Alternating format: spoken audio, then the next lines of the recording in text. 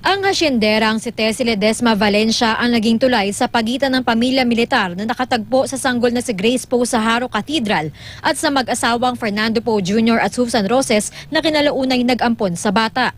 Kaya sa pagbisita nila Poe at Roses sa Negros Occidental ngayong araw, ang puntod ni Valencia sa Silay ang kanilang unang pinuntahan. Tubong Bacolod si Roses kaya nangampanya siya dito para sa kanyang anak. Nangampanya din para kay Poe si Negros Occidental Representative Albi Benitez na dating provincial chair ng Liberal Party. Nagpahayag din ng suporta para kay Poe ang mga kinatawan ng mahigit 20 party list. 10 milyong boto raw ang nakuha ng party list na ito noong nakaraang eleksyon. Ang mga congressmen, importante sapagkat diretso sila sa mga distrito nila. Ang mga party list groups din, mahalaga sapagkat specific ang kanilang mga advocacy. Jam Sisante, Nakatutok, 24 Oras.